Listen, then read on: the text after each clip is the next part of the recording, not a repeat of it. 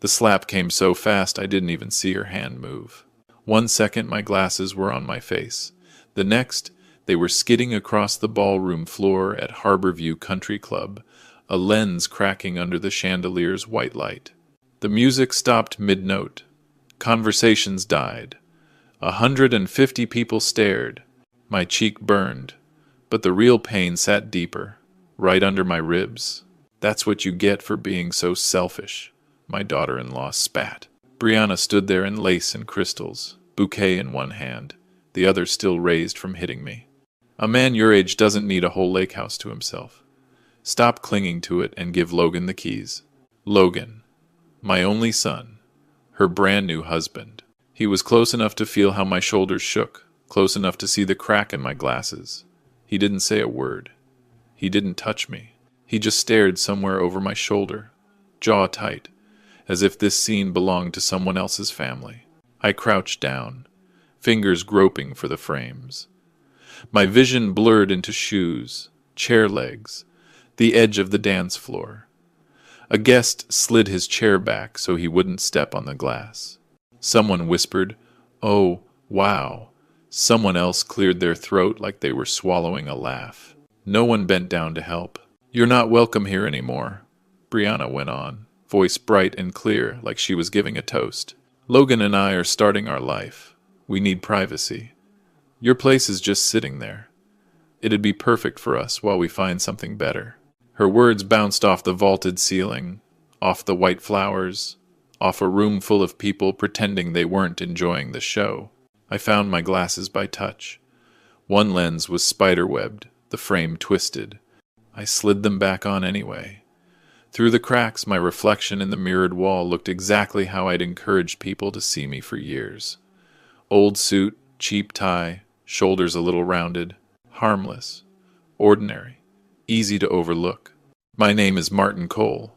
I'm 69 years old. Widower, retired school janitor. Around town, I'm the guy who still fixes leaky faucets for $20 and a slice of pie. I buy my flannels off the clearance rack at the feed store. I drive an old Ford pickup that leaks oil on Logan's perfect driveway. To Brianna, and, judging by his silence, to my son, that's all I am. A man on a small pension, rattling around alone in a big, unsafe lake house he doesn't deserve. That's the picture I painted on purpose.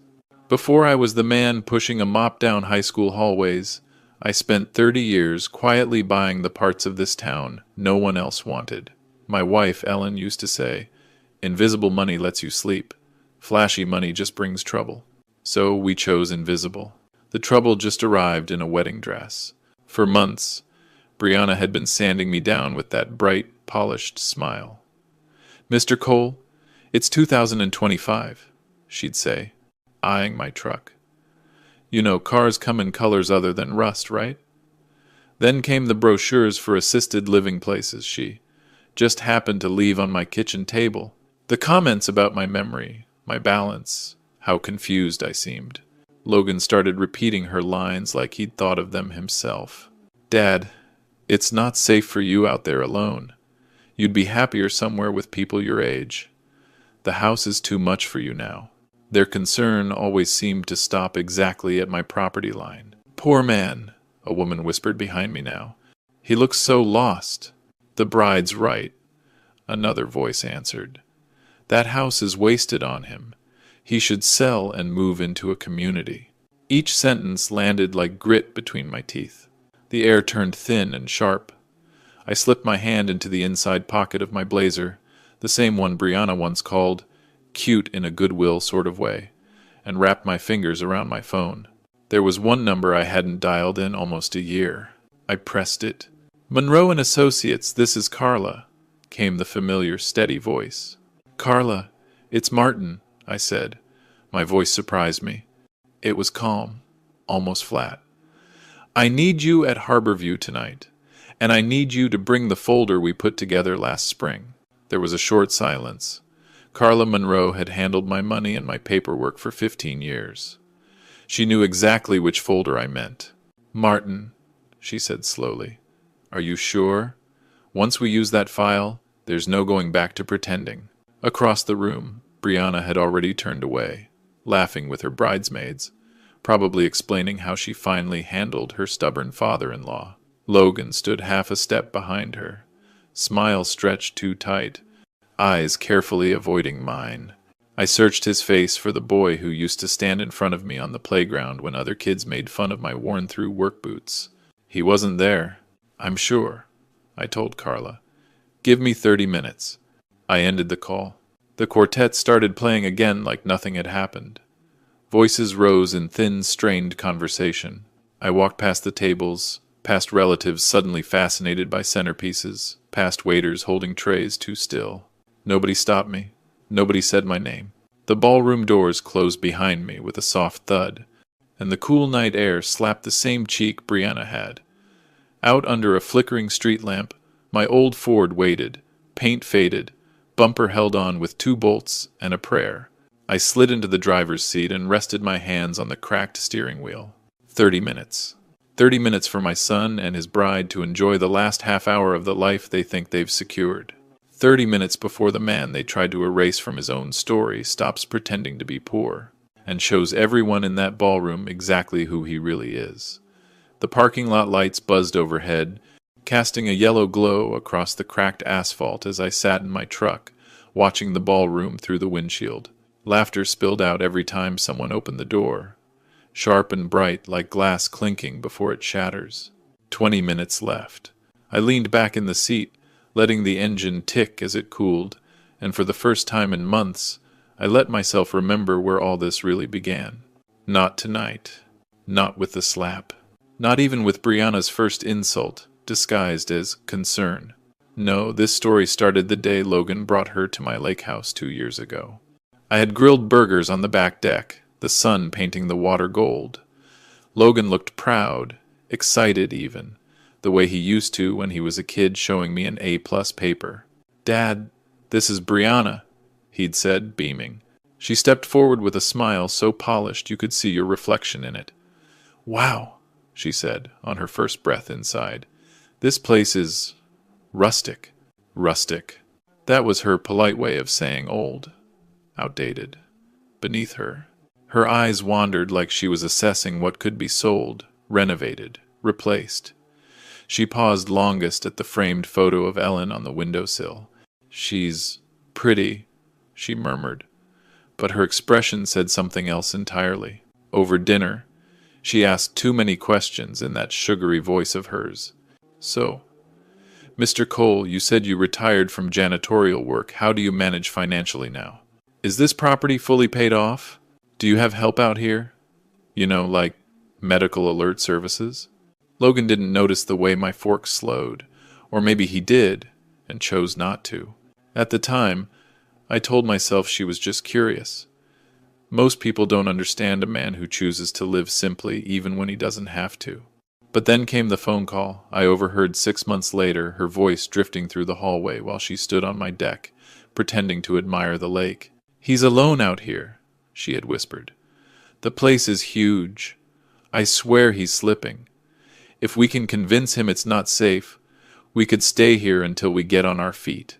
My chest had gone cold, but I didn't confront her. Not yet. I wanted to understand who I was dealing with. And the more I watched, the more I saw. The way she nudged Logan to speak for me when we went out to dinner. The way she lost my mail, twice important mail from the county tax office.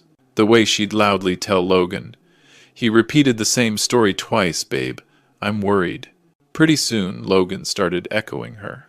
"Dad, you do forget things. Dad, maybe you shouldn't be driving at night.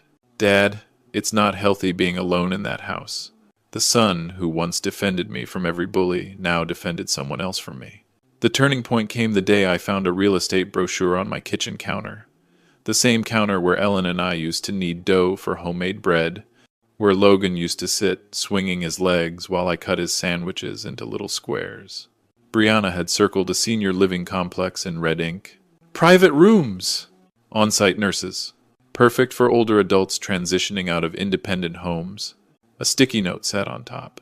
"Just thinking of you." My hands had trembled not with age, but with understanding. They weren't just waiting for me to fall. They were pushing. I'd called Carla the very next day. Open the safety file, I'd told her. All of it. I want everything updated. Because the truth was simple. For years, I'd been protecting Logan from the full extent of my resources. I didn't want money to change him.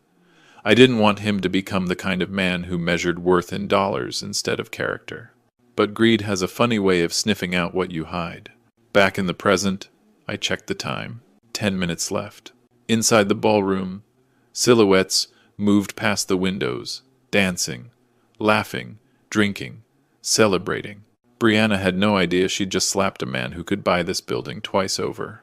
Logan had no idea he was standing on a rug I could pull out from under him with a single signature. None of them knew who I really was. But in 10 minutes, they would. By the time the clock inside my truck blinked to the 30-minute mark, I could feel something shifting inside me like a quiet door unlocking after years of being jammed shut. I stepped out into the cool night air, leaned against the truck, and watched the ballroom from a distance. The laughter inside sounded almost unreal, as if it belonged to another world. A world where fathers weren't slapped at their son's wedding. A world where love wasn't transactional. A world I had once imagined my boy would grow into. But reality had a different script. It had shown itself clearly 3 months ago, during what Brianna had called an important family conversation. I hadn't known it was an ambush until it was too late. She and Logan had shown up with someone new, a woman in a gray blazer, sharp haircut, and colder eyes than January lake water. "Mr. Cole, I'm Dr. Vanessa Harper," the stranger had said, extending a hand. "I'm a cognitive health consultant. Your family asked me to evaluate your daily functioning." I'd blinked, confused. Evaluate my what? Logan wouldn't meet my eyes. "Dad, it's just a quick check," he'd said, rubbing his palms together like he always did when he was hiding something. "Brianna and I are worried about you living alone." Worried. Funny how that word becomes a weapon in the right hands. Brianna stepped forward, voice dripping with polished sympathy. "Martin, we just want to make sure you're not losing track of things. You get confused sometimes. Remember last week? You said you misplaced your checkbook." "Yes," I'd said slowly, "because you moved it to a different drawer." Her smile had frozen. "Oh, right. That." Dr. Harper opened a binder. "This won't take long. Just answer a few questions." I glanced at Logan. My son, the boy I once taught to skip stones. My son, the young man I helped through his mother's death. My son, the only family I had left.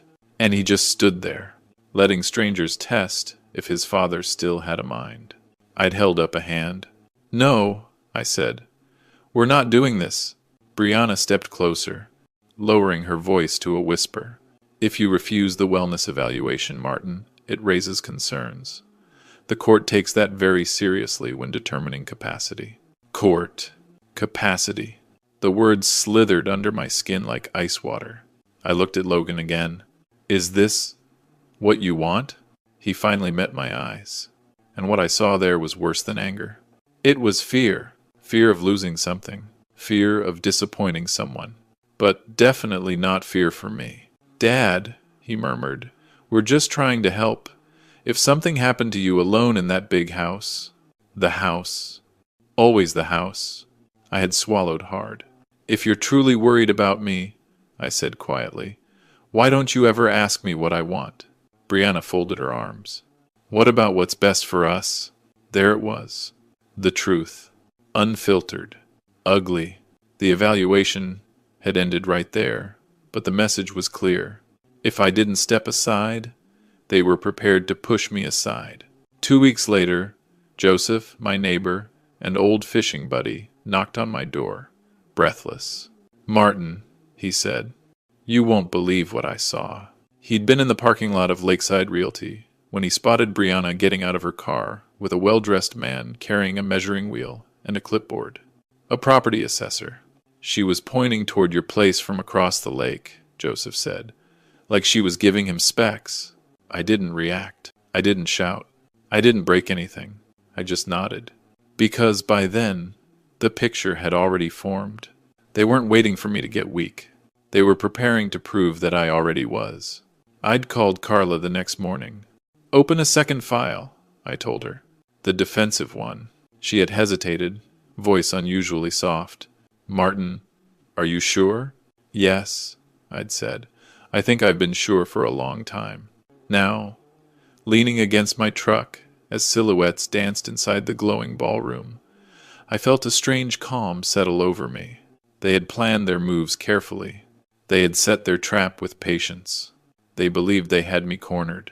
But they never planned for one thing, that the quiet old janitor they underestimated was holding cards they didn't even know existed. And in just a few minutes, the whole deck would flip.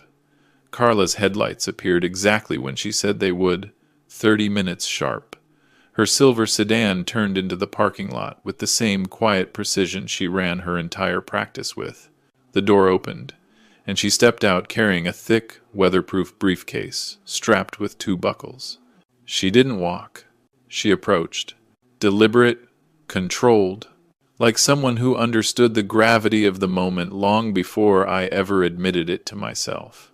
Martin, she said when she reached me, her voice steady as a surgeon's. Before I open this, I need to hear you say it again. Are you absolutely sure this is what you want? I looked through the ballroom windows. I could see Brianna twirling on the dance floor, drunk on her own victory. I saw guests laughing with the kind of relief people feel after witnessing someone else's humiliation. It meant they weren't the target. And standing beside his bride, stiff posture hiding a trembling hand, was my son. The boy I once carried on my shoulders. The boy who placed dandelions on his mother's grave every spring. The boy who now let his wife slap me without flinching. I turned back to Carla. Yes, I said. They want to see who I am?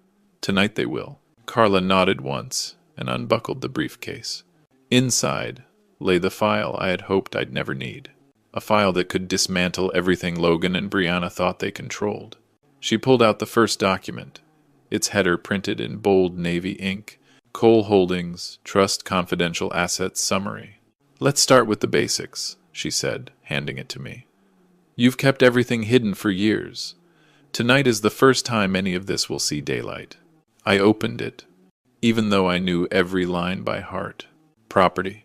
Cole Lake House, valued at $1.6 million, Harbor Street commercial block. 5 storefronts generating $32,000 per month. 2 duplex rentals on Alder Lane, 40 acres of undeveloped land near the state forest. Savings and investments, $4.2 million spread across 4 investment accounts. $780,000 in a private pension fund, $350,000 in physical bonds and certificates. Business ownership, a 40% silent stake in 3 local shops, including the town's largest hardware store. In other words, the old janitor they mocked owned half the shoreline, a chunk of downtown, and enough investments to disappear into the sunset 10 times over. But that wasn't the part that made my pulse quicken. Carla reached deeper into the briefcase and pulled out another folder, slimmer but far more important. These, she said, tapping it, are the documents that matter tonight. I flipped it open. Inside were printed statements, each one signed by me, authorizing cancellation of every automatic payment I'd been making on Logan's behalf, termination of the guarantee I'd quietly provided for his house rental, withdrawal of financial coverage for Brianna's student loans, suspension of the $3,800 monthly transfers that had kept them afloat. For years I'd been saving them from drowning, and for years they had mistaken my hand for a rung in their ladder. Carla also included copies of invoices from the last 12 months, money they didn't even realize came from me, the wedding photographer, the venue deposit, the down payment on Brianna's engagement ring, the anonymous donor who covered their medical bills after Logan's appendectomy, the credit card payments they assumed were processed through Logan's employer. Every page was a quiet reminder of who had been carrying whom. Carla closed the briefcase and locked it. Martin, she said softly, I've worked with wealthy clients for 25 years, but I've never met someone who kept every blessing hidden under so many layers of humility. Humility wasn't the reason, I replied. Ellen and I believed wealth shouldn't change how people treat you. We were wrong. For the first time since she arrived, Carla's face tightened with anger, not at me, but for me. "Then let's show them the truth," she said. Before I could answer, footsteps approached behind us. I turned. It was Joseph, my neighbor, my friend, the man who'd warned me when the first cracks formed months ago. He held a brown envelope in his hands, breath visible in the cold night. "Found what you asked for," he said, handing it over. Inside were photos, timestamps, and witness notes, everything he'd documented the day he saw Brianna touring my property with a real estate assessor. Proof. Hard proof. Proof that she didn't just covet my house, she had already begun the process of taking it. Carla glanced inside and nodded approvingly. "Between your financial documents and Joseph's evidence," she said, "you're holding enough leverage to collapse every lie they've built." I looked toward the ballroom one last time. The music swelled. The guests twirled. My son held a champagne flute, smiling like a man standing on solid ground. He didn't know yet that the ground beneath him was made of ice. And tonight, it was going to crack. Carla tucked the folders neatly under her arm, the way someone carries a verdict. Joseph tightened his jacket, shot me a steady nod, and headed toward the entrance doors with us. The walk across the parking lot felt unreal quiet, heavy, purposeful, like the slow march someone makes right before cutting the wire that stops a bomb from ticking. The ballroom lights glowed warm and golden, but everything inside them was about to turn cold. As we reached the glass doors, the music inside shifted into something upbeat, a pop song Brianna had probably chosen. It pulsed through the floor, oblivious to the storm waiting outside. Carla paused, turning to me one final time. "Martin," she said, "once we step through those doors, everything changes. Your son will never see you the same way again." I breathed out slowly. He hasn't seen me for a long time. And with that, I pushed the doors open. The sudden silence was instant and absolute, like someone had reached over the soundboard and slammed the master switch to off. Every pair of eyes turned toward us. Carla in her tailored gray suit, Joseph with his envelope of evidence, and me, the man they thought they could shove into a retirement brochure. Brianna was the first to react. She stiffened, her champagne glass freezing halfway to her lips. "Oh, for God's sake," she said loudly enough for half the room to hear. "You again? Didn't we already finish the part where you ruined the pictures?" A few guests chuckled tiny, nervous laughs from people who didn't want to be caught on the wrong side. Logan stepped closer to her, brow furrowed, but he didn't speak. He didn't defend me. He didn't correct her. He didn't even blink. Carla stepped forward first, her voice calm and razor-sharp. "Excuse me. I'm looking for Mr. Logan Cole and Mrs. Brianna Cole." Logan blinked at her. That's us," he said, voice shaky. "Who are you?" "I'm Carla Monroe," she said. "Mr. Martin Cole's financial and legal advisor." A ripple went through the crowd murmurs, shifting chairs, someone gasping softly. Brianna scoffed. "Financial advisor? For him?" She pointed directly at me. "You must be lost." Carla didn't move, didn't blink, didn't break her calm. "I assure you, Mrs. Cole, I am exactly where I need to be." Then she opened the briefcase. The metallic click echoed like a gunshot.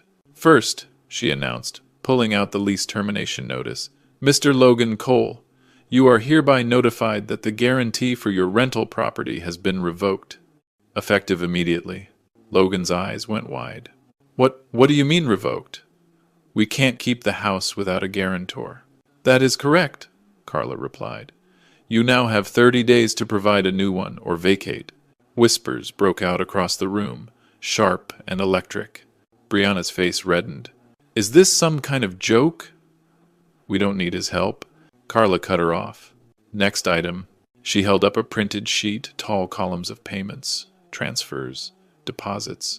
"For the past 28 months, Mr.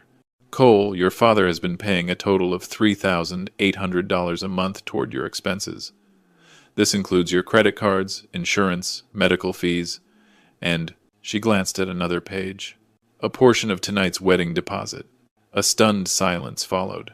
Then someone from the back whispered loudly, "Wait, the old man paid for the wedding?" Brianna spun toward Logan. You told me you got approved for the wedding loan. Logan swallowed hard. I thought I was. I didn't know. He didn't know because he never asked. Carla lifted her voice again. And all financial support has been discontinued, effective immediately. These are the official notices. She handed them to Logan, but he didn't take them. His hand shook too badly. Then, Joseph stepped forward. Time for my part. He opened his envelope and pulled out photographs, the ones he'd taken from across the lake. Here's Brianna with a real estate assessor, Joseph said, measuring your father's property behind his back, planning the sale before the wedding even happened. Gasps rippled through the room. People craned their necks. A few even stood up. Logan looked at his wife in horror. Bree, is that true? She opened her mouth, closed it, opened it again. It was just an idea, she snapped. Your dad can barely handle the place. We were helping him. By selling his home? I asked quietly. My voice, soft as it was, sliced through the ballroom like a blade. For the first time all evening, Logan finally looked at me, not through me, not past me, but at me. And he looked terrified. Because he finally understood. He hadn't married a partner. He'd partnered with a predator, and he'd helped her hunt his own father. The crowd leaned in, breath held, waiting for what would happen next. And I realized this wasn't even the real twist. Not yet. Not by a long shot. For a long moment, no one in the ballroom moved. It was as if the air itself had turned to glass, thin, fragile, ready to shatter with the next breath. Logan stared at the photos Joseph held up, blinking like the images were too bright to look at directly. Bree, why were you at my dad's property with an assessor? He asked, voice cracking like a teenager's. Brianna's chest rose and fell too fast, her perfect bridal composure slipping like cheap wallpaper. It's not what it looks like, she snapped, which of course meant it was exactly what it looked like. Someone in the front row whispered, she was scouting the place before they even owned it, and the whisper spread like a fuse catching fire. Brianna's cheeks flushed a blotchy red. She turned on Joseph first. You're just some nosy old man who can't mind his business. Joseph lifted an eyebrow, the same look he used to give me when I miscast a fishing line. Ma'am, he said calmly, I minded my business just fine. You're the one who stepped onto property that wasn't yours. The room crackled with murmurs. Then Brianna pivoted to Logan, stabbing the air with her finger. You don't understand, she hissed. Your father is vulnerable. He's confused. He forgets things. He doesn't manage the house anymore. I was preparing for the future. The future, I repeated quietly. That didn't include me. My voice wasn't loud, but the ballroom rearranged itself around it, every conversation falling silent. For the first time, Brianna looked straight at me, not with fake sweetness, not with polished charm, with pure, unvarnished frustration. You should be in assisted living, she said sharply. Everyone here can see it. You can't even keep track of your own documents. You barely drive.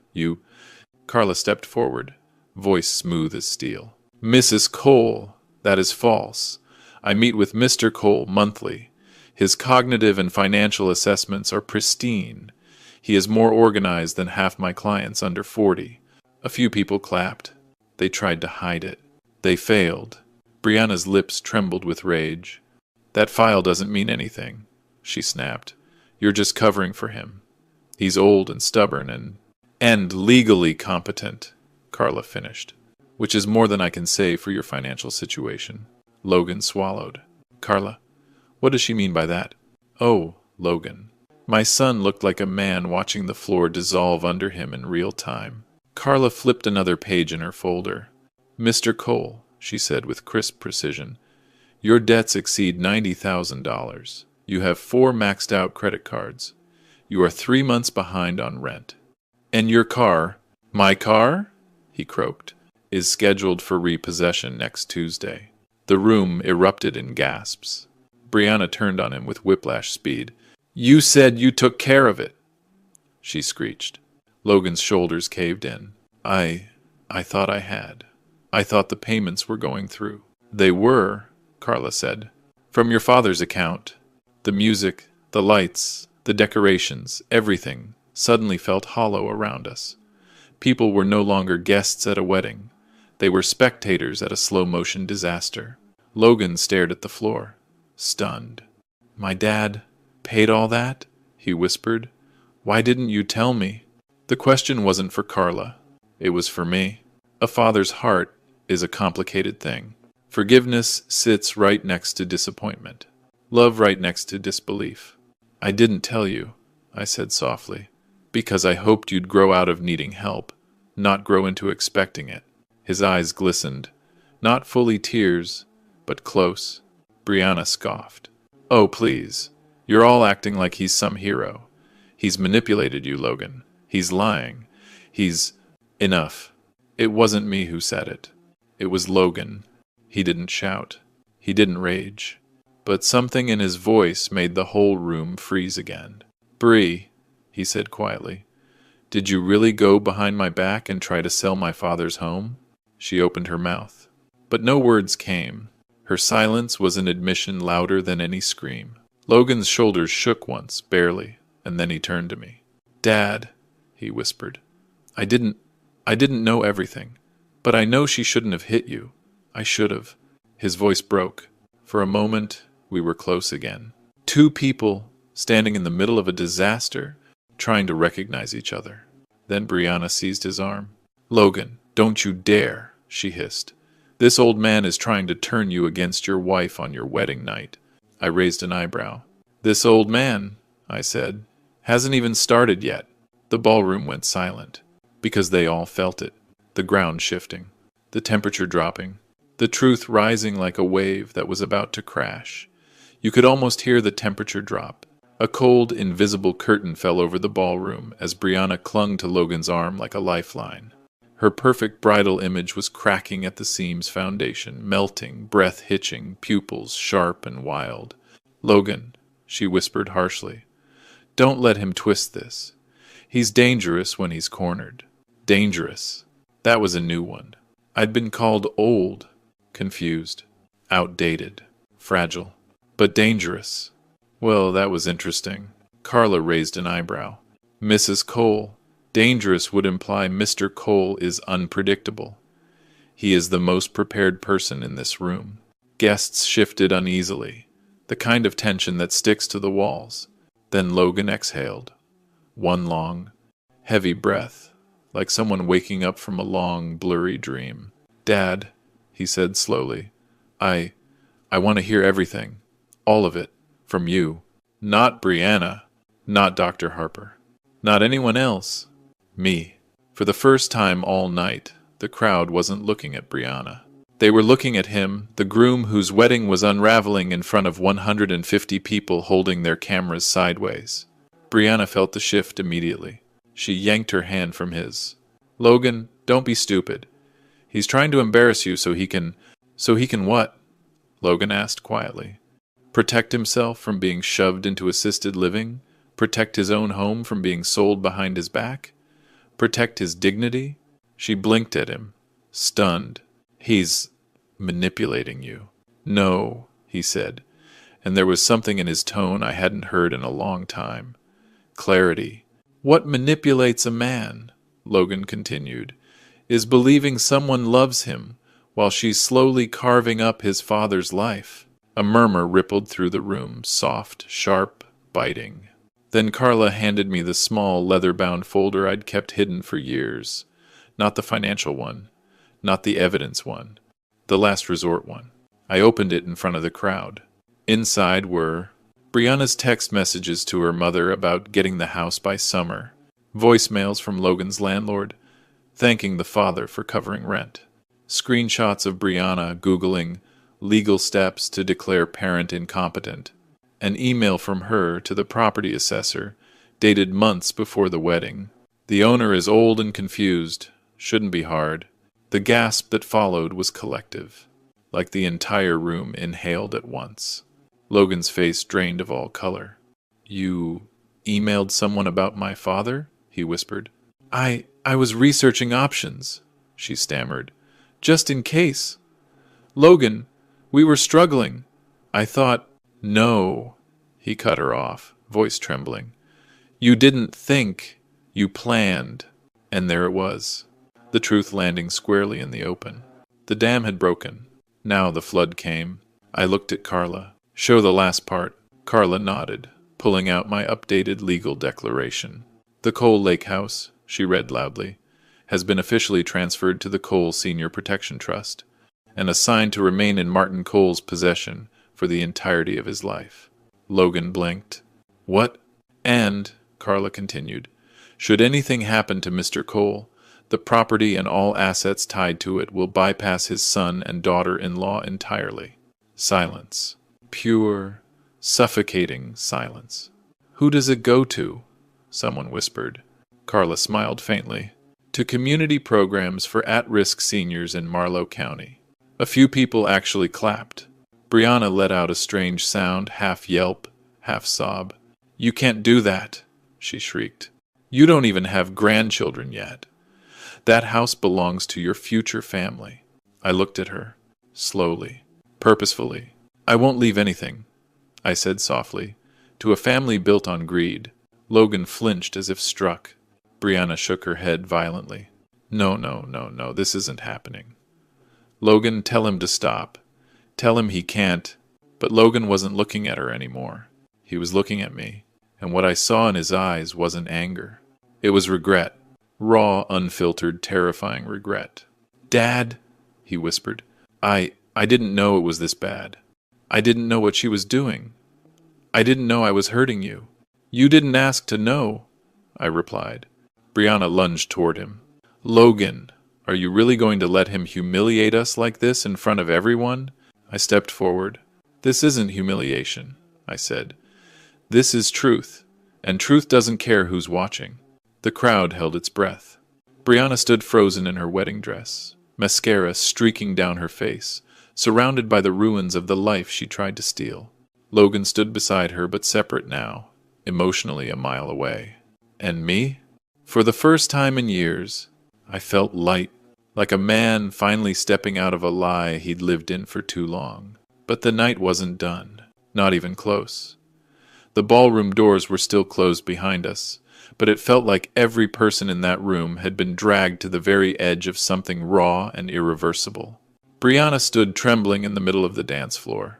Her dress, once pristine, now wrinkled and stained from tears and sweat. The perfect bride mask had cracked completely, and what was left underneath was something unfiltered, desperate, and feral. Logan didn't touch her. He didn't reach for her. He didn't speak. He looked like a man seeing a stranger wearing his wife's face. I could almost hear the moment his heart split into two separate truths. The father he'd doubted, and the woman he'd trusted. The silence stretched long enough for people to start whispering again. Phones were out. Hands were covering mouths. Even the DJ froze behind his booth. Brianna finally snapped. This is all your fault, she spat at me. Her voice cracked. Her hands shook. You did this to us. You made Logan look stupid. You ruined our wedding. I didn't flinch. No, I said softly. You ruined it the moment you decided my life was something you could carve up for your own convenience. Her breath hitched. She wasn't used to being spoken to plainly, but she wasn't done. You don't understand what it's like, she hissed. We're drowning, Logan and I. Drowning. You think it's easy to start a life in this economy? You think we had a choice? You had everything. Martin, everything. And you hid it like some kind of selfish old... Logan stepped toward her. Stop. No, she snapped. He needs to hear it. Then she turned fully toward me, rage flashing like a match too close to gasoline. You could have made our lives so much easier. You could have helped us. You could have given us a head start. But instead you hoard money and pretend to be poor, and then act like we're the villains for trying to survive. Her voice spiraled higher, faster, sharper. You think you're noble? You think you're teaching us a lesson? You're pathetic. A lonely old widower with no friends and no life, and a house that should have gone to someone who actually needs it. Bree. Enough, Logan said again, louder this time. But she was far past listening. You're not even worth what you're sitting on, she screamed. You should have handed the property over and gone somewhere safe, instead of clinging to a house you can't maintain. Something inside me snapped. Not anger. Not pain. Clarity. Brianna, I said, you don't want a home. You want ownership of the man who owns it. The entire room froze. Her jaw locked. Her cheeks blotched red. Her fingers curled so tight her knuckles whitened. You, she started. But Carla cut in.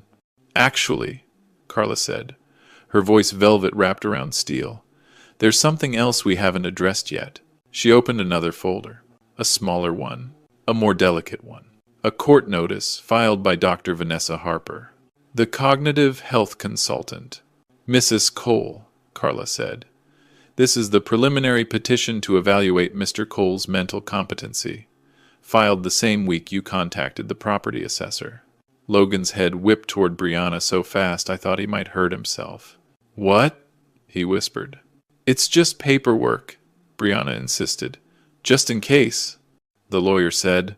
You filed a petition, Logan said, his voice hollowing out, to declare my father incompetent. She hesitated a second too long. I talked to the lawyer, she admitted, but only because your dad refuses to make responsible decisions. I was protecting us. By taking away his rights? Logan asked, voice cracking. He doesn't need them anymore, she blurted. A ripple of disgust moved through the crowd. Someone muttered, Oh, she's done. Another voice whispered, She's digging her own grave. Logan took a step back from her. Then another. Bree, he said slowly, shaking his head. You tried to take everything from my father. You lied to me. You manipulated me. Suddenly, Brianna's voice dropped into a trembling whisper. I did it for us, she said. For our future. For you. No, he said. For yourself. Her face collapsed. Desperation clung to her like smoke. Logan, she pleaded, voice breaking into a sob. Baby, please. You're my husband. Stick with me. Don't let him turn you against me. Logan wiped his eyes with the back of his hand. Then he looked at me, not with anger, not with blame, with something far heavier, recognition. Dad, he whispered, I'm sorry. I'm so damn sorry. I didn't see it. I didn't want to see it. Brianna grabbed his arm again. Logan, don't do this. He pulled away. I don't even know who you are right now, he said. Brianna choked out a sob, mascara streaking her cheeks. The crowd held its breath. The DJ shut off the lights, leaving only the chandeliers glowing down on the ruins of their fairy tale. And in that still, glittering quiet, I realized something. Tonight wasn't the collapse of their illusion. It was the rebirth of my son. But the night still had one twist left. One final truth they never saw coming. The chandeliers above us flickered like they were unsure whether to keep illuminating the mess below. Every guest stood frozen in that glittering half-light, caught between disbelief, curiosity, and the morbid fascination that only real-life disaster can provide. Brianna's mascara streaks had turned into black rivers carving down her face. Logan stood a few feet away from her, looking like a bridge that had finally buckled under too much weight. But the night wasn't done revealing what it had been holding. Not even close. Carla stepped forward again with that quiet, unstoppable confidence of a woman who has already won the war. She held a final folder in her hand, thinner, more dangerous, like a matchstick dipped in gasoline. Mrs. Cole, she said, before we end this discussion, there is one last matter, something Mr. Cole asked me to investigate 2 months ago. Logan blinked. 2 months ago? I nodded once. Because 2 months ago is when the real betrayal began. Carla opened the folder, revealing a stapled stack of printed reports. This, she announced, is a record of every phone call, email, and office visit that Brianna has made in the last year to attorneys and elder law consultants. A gasp rippled through the room. Brianna stepped back like the papers were poisonous. You had no right to look into my private. Carla didn't flinch. On the contrary, you involved Mr. Cole in attempted legal action without his knowledge. That made it our business. She lifted one page. 3 months ago, Mrs. Cole met with Attorney Saunders and asked about the legal pathway to secure what she referred to as premature guardianship over Mr. Cole. The room erupted. Guardianship? Someone hissed. That's for people who can't make decisions. She wanted control of everything. Oh, she's finished. Brianna shook her head violently. No, that's not Logan. Listen to me. That's not what it was. But Carla hadn't finished. She lifted the next page. And 4 weeks after that meeting, she requested the standard guardianship application forms. Those forms include full control over Mr. Cole's finances, power to sell his home, medical authority, and legal decision-making rights. Logan's face cracked open. You wanted legal control over my father? His voice shook. Bree, why? She reached for him again, but he pulled away before she touched him. It wasn't like that, she insisted. I was trying to protect us. Protect you. If your father lost the house. The house? Logan snapped. Everything for you comes back to the damn house. Brianna opened her mouth, but Carla held up a third sheet. And this is the email Mrs. Cole sent the day after Martin refused to move out. She read it aloud, her voice crisp and devastating. If we can get him declared incompetent, Logan and I can manage his estate. The lawyer said it's easier when there's cognitive decline. I'll start documenting every confused moment. The ballroom gasped as one. Even the decor seemed to pause. Brianna went pale white as the lace on her ruined gown. That's taken out of context, she cried. That is not. It's your email, Carla said. Your words. Forwarded from your own account. Logan staggered back a step, gripping a chair like he needed it to stay upright. You planned this, he whispered. You made me think Dad was slipping. You planted doubts. You told me he repeated stories, left the stove on, misplaced his wallet. I didn't make anything up, Brianna shrieked. I just emphasized things. He is old. He's not incompetent, Logan shouted, and the pain in his voice was unbearable. He's my father. Brianna looked around wildly, searching for an ally, but every face she found had turned cold. And then, right then, Joseph stepped forward again. There's more, he said, pulling out a USB drive. This is from my porch camera. Brianna froze. Her face drained to ash. Joseph continued, It shows you entering Martin's porch last month. You removed letters from his mailbox, legal letters, bank letters. A wave of murmurs surged. You stole my mail? I asked quietly. Brianna's chest heaved. I was trying to help. I didn't want you confused by... No, Logan said hollowly. You wanted documented proof he couldn't manage his own affairs. Her silence answered everything. Logan covered his mouth with his hand. I saw the moment the last thread snapped inside him. Dad, he whispered. She tried to trap you, and I let her. Before I could speak, Brianna lunged forward in a panic. Logan, please. This is all happening because he's turning you against me. He wants to ruin our future. No, Logan said, stepping back from her. You ruined it, and that broke her. She crumpled to her knees in the middle of the dance floor, sobbing, clutching her dress like she could sew her life back together with her bare hands. The crowd watched in stunned silence, and I realized something heavy and sharp. This was the moment they weren't just learning who Brianna really was. They were learning who Logan had become. But the night wasn't finished teaching him. For a long time, the only sound in the ballroom was Brianna's sobbing, sharp, uneven breaths, scraping against the pristine floor she'd imagined herself gliding across for the rest of her life. Her wedding dress pooled around her like a defeated flag. Logan stood several feet away, shoulders slumped, eyes unfocused. He looked like a man staring at the blueprint of his life and realizing it was drawn with disappearing ink. The guests, unsure whether to leave or stay, hovered in silence. Their eyes darted between us like they were watching the final act of a tragedy they didn't pay for but couldn't look away from. Carla closed her folder with a soft, definitive click. Joseph stepped back, hands tucked in his coat pockets. And I just watched my son crumble. He finally turned toward me. Not the way a child turns to a parent for help. Not the way a man turns toward someone he respects. He turned toward me like someone who'd just realized he'd been walking in the wrong direction for years and suddenly found the road back home. "Dad," his voice cracked. I don't even know what to say." "You don't have to say anything," I told him gently.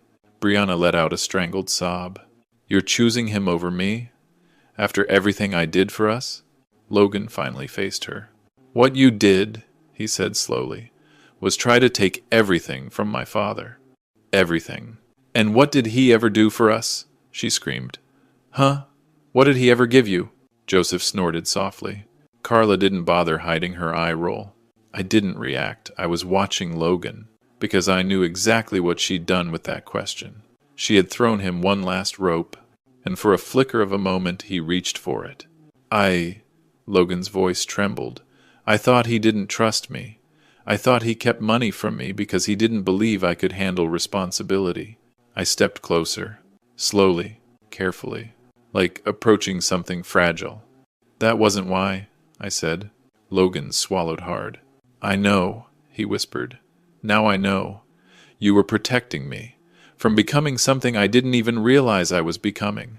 His voice thickened. No tears yet, but close. "I let her talk me into thinking you were weak. I let her convince me you needed oversight. I let her—" He squeezed his eyes shut. "Dad, I didn't stand up for you. Not once." "Then stand now," I said softly. His eyes snapped open, wide, raw. "Son," I continued, "every man makes mistakes, but who you become after seeing the truth, that's what defines you." Logan's breath hitched. Then, finally, he broke. Not loudly, not theatrically, just one quiet, unmistakable sob, the kind a grown man makes when he realizes he's not broken, just lost. He stepped toward me. One step, two, then he stopped inches in front of me, shaking. "Dad," he whispered, voice crumbling. "I'm sorry." I placed a hand on his shoulder. It wasn't forgiveness. Not yet. Forgiveness needs time to breathe. But it was something else. Recognition. Understanding. The first stone laid on the path back. Behind him, Brianna rose to her feet, hair wild, dress ruined, eyes burning with something feral. "You're making a mistake, Logan," she spat. "He's manipulating you. He's the reason you're broke. He's the reason we're stuck. He's the reason—" "No," Logan said firmly. "I am." The room stilled. Logan turned to face the guests, those who had watched, gossiped, whispered, and judged. "I let my wife convince me my father was a burden," he said. "I let greed blind me. I let my fear of failure make me cruel. And I let someone else dictate how I treated the man who raised me." His voice shook, but he kept going. "That ends tonight." A wave of murmurs rolled through the room, soft, stunned, respectful. Logan turned back to me. "What happens now?" he asked quietly. "Between us?" I studied his face, the same face Ellen traced with her fingers the day he was born. "What happens," I said, "depends on what you do next." He nodded slowly. Not a promise, but a beginning. Then, behind us, the ballroom doors swung open, and the person who stepped in next was someone none of us expected. The heavy ballroom doors swung open with a thud that sliced straight through the charged silence. Every head turned. Even the chandeliers seemed to pause mid-glow. A tall figure stepped inside, broad-shouldered, salt and pepper hair, suit sharp enough to cut glass. For a split second, my breath stalled, because I knew that walk. I knew that posture. I knew that face. Samuel Harrington, my late wife Ellen's older brother. The man who hadn't attended a family gathering in nearly a decade. The man who disappeared after Ellen's funeral, carrying his grief like a stone he couldn't put down. And the one person Brianna absolutely did not expect to see. He wasn't just an uncle. He was a retired federal investigator. A bulldog with a badge. A man who could smell a lie before the liar even opened their mouth. He walked straight toward me with long, decisive strides, ignoring the stunned murmurs and wide-eyed guests. "Cliff," he said, gripping my shoulder, His voice was steady, grounded, strong. I saw the videos. Ah, the videos. The ones recorded by guests who wanted internet glory. The ones that had circulated the city within hours. The ones that showed the slap, the humiliation, and the truth pouring out like floodwater. Samuel tightened his jaw. "You should have called me," he said quietly. I gave a hollow smile. "You disappeared, and now I'm back." Behind us, Brianna froze. Her face drained as recognition hit her like a brick. Because of course she knew who he was. She'd Googled me early in her relationship with Logan. She'd researched my extended family. She'd discovered Samuel's name in one of Ellen's old photo albums. She probably assumed he was long gone, irrelevant, maybe even dead. Wrong. Very wrong. Samuel turned his gaze toward Logan first, not with anger, but with the disappointment men like him used as a weapon. "You let your wife do this?" he asked. Logan swallowed hard. "No, Uncle Sam. I let myself do it. I'm not blaming her anymore." Samuel nodded once short, curt. A gesture of respect returned in small doses. Then he faced Brianna. He didn't shout. He didn't threaten. He simply let silence do what silence does best. Amplify guilt. "I've been doing some digging," Sam finally said. His tone carried the cool precision of a man delivering evidence, not opinions. 3 months ago, you consulted an attorney about elderly guardianship petitions." Brianna stiffened. "You also contacted a private financial investigator to track Cliff's assets." Her lip quivered. "And last week, you met with a developer who's been trying for years to buy Cliff's workshop property." Gasps rippled across the room. I stared at Sam, stunned. "How did you—" "I never really left," Samuel murmured. "I just stepped back long enough to see who would step forward, for the wrong reasons." Brianna's voice finally cracked open. "You can't be serious. You can't just accuse me." "I'm not accusing," Sam said, lifting a manila envelope. "I'm proving." He handed it to Carla, who opened it slowly, methodically, like peeling the lid off a pressure cooker. Inside were photographs, bank statements, copies of emails, transcripts, screenshots of messages Brianna had sent to her friends, including one that made Logan stagger back as if struck. "He's dumb enough to trust me. Once we lock down the property, I'll make sure he signs whatever we need." Logan ran a shaking hand over his mouth. You were planning this before we even got engaged," he whispered. Brianna snapped. "It was just talk. Just a joke." Samuel raised an eyebrow. "A joke you emailed to a real estate broker." Her knees buckled, and she grasped the edge of a table to stay upright. I stepped forward. My voice was quiet, dead quiet. "Why?" The question hung in the air like smoke. Finally, Brianna whispered, "Because I grew up with nothing. Because I promised myself I'd never struggle again. And Logan, he was my chance." My stomach twisted, not in anger, in recognition, because desperation can turn people into monsters. Samuel exhaled sharply and turned to me. "You want to press charges?" The room froze. Logan's eyes widened, half fear, half relief that the decision wasn't his. All eyes turned to me, the man Brianna had slapped, manipulated, cornered, and underestimated. I met Samuel's gaze. Not with fury, not with revenge. With clarity? "No," I said. The room broke into shocked murmurs. "But," I added, staring straight at Brianna, "she leaves my life permanently. No contact. No negotiations. No second chances. And she walks out of here tonight without taking a single thing that doesn't belong to her." Brianna blinked, stunned. Samuel folded his arms. "That's the deal. Take it or face charges." And then, for the first time all night, Brianna understood she had lost. Completely, she sank into a chair, trembling. Logan didn't go to her. He didn't comfort her. He turned to me, eyes glassy, voice breaking. "Dad, what now?" I looked at him, the man my son had become, standing at the crossroads of ruin and redemption. "Now," I said softly, "now comes the part where you decide who you want to be." The ballroom exhaled, but the night wasn't over, not by a long shot. Brianna left the ballroom like a storm, losing its strength, still loud, still furious, but unraveling with every step. Her heels clacked sharply against the marble floor, echoing through the hall until the front doors swallowed her whole. Silence settled again, but it wasn't the heavy, suffocating silence from earlier.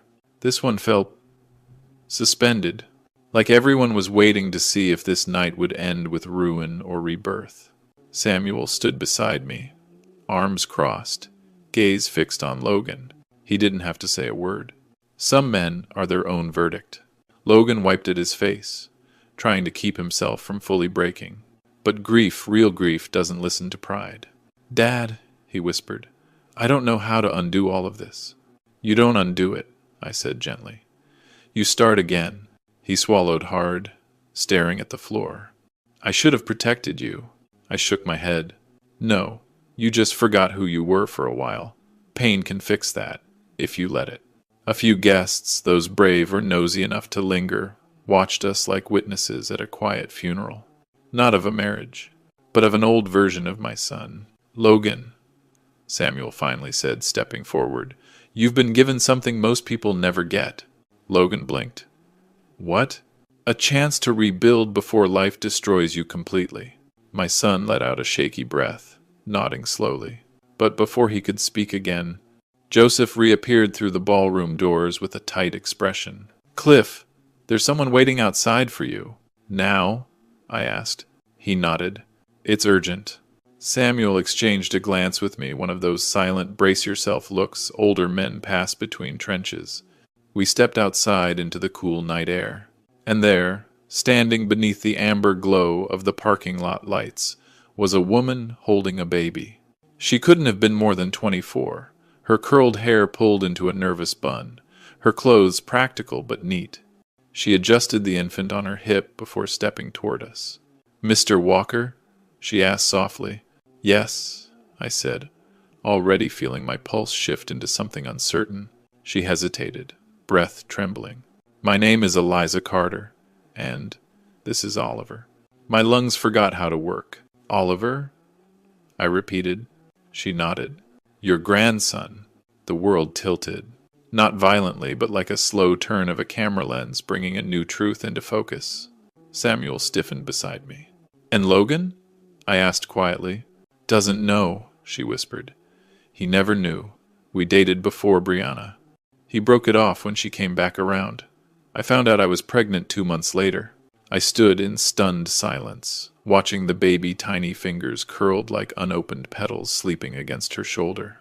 Eliza swallowed hard. "I wasn't going to come tonight. I didn't want to cause trouble. But after seeing the videos," her voice cracked, "I couldn't keep this from you. Not anymore." Behind me, the ballroom door creaked. Logan stepped out. He saw Eliza. He saw the baby. And he froze. "Eliza?" he choked out. She didn't move. "Logan," she whispered, voice trembling. "This is your son." Logan staggered forward as if gravity had lost patience with him. "Mine," he whispered. She nodded. "He has your eyes." Logan's face crumpled. He reached out, hesitant, scared, reverent, and gently touched the baby's tiny hand. The infant stirred, opened his eyes for a brief moment, and gripped Logan's finger. That's when my son broke completely. A sob tore through him, not the selfish kind he'd given earlier. Not the wounded pride of a man losing comfort. This was something deeper, purifying. The sound of a man rediscovering his own humanity. "I didn't know," he whispered.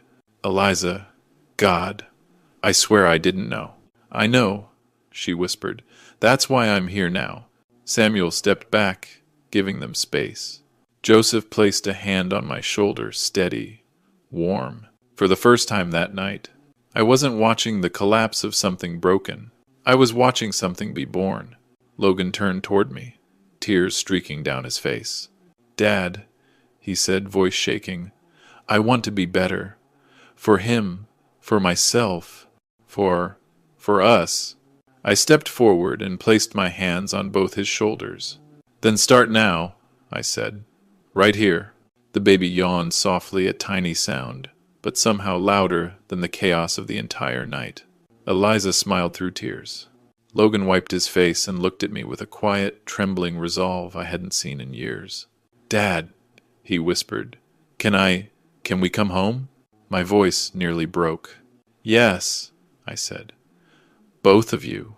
Above us, the night air seemed to soften like it knew a storm had finally passed. And as the ballroom emptied behind us, as the last echoes of betrayal faded into the cold Maryland air, I realized something. The story hadn't ended in destruction. It had ended in rebirth. Not for Brianna, not for the guests, not for the ones who watched and whispered, but for us, a father, a son, a second chance, and a new life sleeping quietly between us. Proof that even the deepest wounds can bloom into something worth keeping alive.